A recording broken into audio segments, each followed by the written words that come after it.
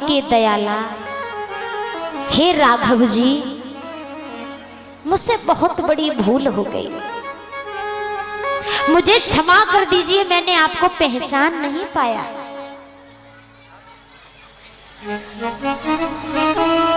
भगवान राम ने सती मैया को क्षमा किया। सती मैया ने दर्शन किया प्रभु राम का और सती मैया भोले बाबा के पास में पहुंची। भोले बाबा के पास में पहुंच गई और जब भोले बाबा के पास में सती मैया पहुंची तो भोले बाबा सती मैया से पूछने लगे कि आप हमें ये बताइए, तुमने मेरे प्रभु की परीक्षा कैसे ली? तो सती मैया भोले बाबा से झूठ बोलने लगी। गुरु, मित्र और पति से कभी झूठ नहीं बोलना चाहिए। पति ही परमेश्वर है। सती मैया भोले बाबा से झूठ बोलने लगी हैं। भोले बाबा बार बार वही बात पूछ रहे हैं कि तुम बताओ, तुमने मेरे प्रभु की परीक्षा कैसे ली? सती मैया बोली, भोले बाबा, मैं परीक्षा लेने के लिए नहीं गई थी, मैं तो प्रभु राम के दर्शन करने के लिए गई थी। अब भोले बाबा तो देख रहे थे सब कुछ, कैसे सीता का रूप बनाया सती ने और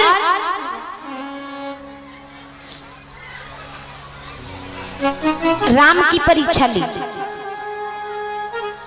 कि सती कीन सीता कर भेसा, शिव और बए विषाद विशेषा।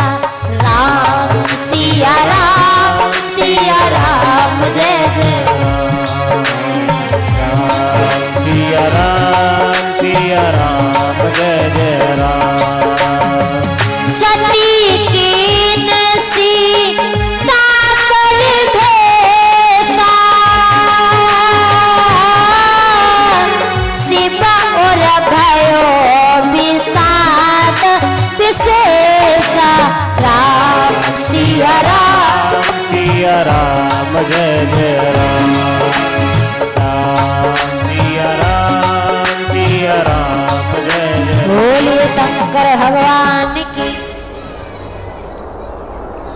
शंकर जी जान गए कि मेरे प्रभु की परीक्षा सीता जी का रूप बना करके सती ने ली और सती मुझसे झूठ बोल रही है। तो भोले बाबा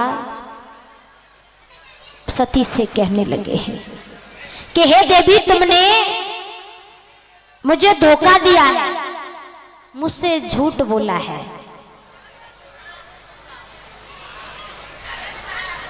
तुमने मेरे परमपिता परमात्मा की परीक्षा ली, मेरी मां सीता का रूप बना करके। बोले, हे प्रभु, तुमी बिना हो करहो कर जोरी, छूट हो बेग देह यह मोरी। राम सिया राम, सिया राम जय जय राम। राम सिया राम, सिया राम जय जय। जब भोले बाबा ने कहा कि आपने मुझसे झूठ बोला है तो सती मैया हाथ जोड़ के क्षमा मांगने लगी, विनती करने लगी। किससे? महादेव जी से। अगर मैंने झूठ बोला है तो मेरा ये शरीर छूट जाए। तो बिना है करो कर जोरी, छूट हो बेग देह यह मोरी। राम सिया राम, सिया राम जय जय राम। राम सिया राम, सिया राम बोलिए शंकर भगवान की। भोले बाबा ने कहा तुमने मुझसे झूठ बोला। तो सती मैया कहने लगी हे स्वामी मुझे क्षमा कर दो, मुझसे भूल हो गई। भोले बाबा कहने लगे आज से तुम मेरी अर्धांगिनी नहीं हो। तुमने मेरी मैया सीता का रूप धारण करके मेरे प्रभु की परीक्षा ली, तो आज से तुम मेरी माँ के ही समान हो।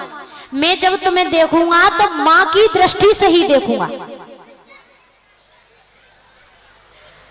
अब सती मैया कहने लगी प्रभु मैं ये प्रतिज्ञा लेती हूं कि ये मेरा ये शरीर जो है जल्दी यहीं पर छूट जाए, पुनः जन्म लेकर के मैं तुम्हारी अर्धांगिनी बन सकूं।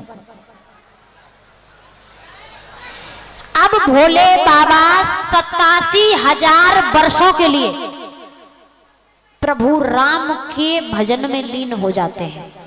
87,000 वर्षों के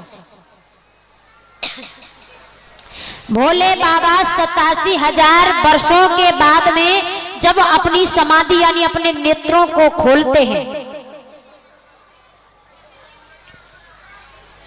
कि राम नाम शिव सुमिरन लागे।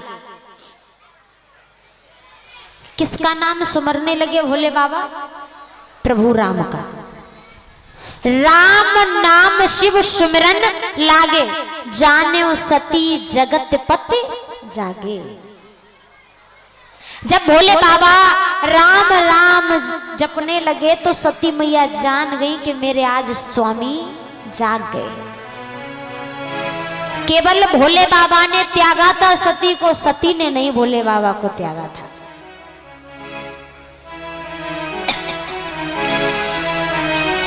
तो अपने पास में भोले बाबा ने सती मैया को बिठाया। इधर राजा दक्ष प्रजापतियों का नायक बन जाता है, जैसे कि कोई बड़ी पोस्ट मिल जाती है तो उसे अभिमान हो गया। उसने ब्रह्मा जी से वरदान प्राप्त किया कि मेरे समान इस संसार में कोई नहीं है। तो एक बार देवताओं की सभा में जब राजा दक्ष पहुंचा तो सभी देवताओं ने खड़े होकर के सम्मान किया। जैसे कि कोई नेता आ जाता है तो हम सभी खड़े होकर के क्या करते? सम्मान करते।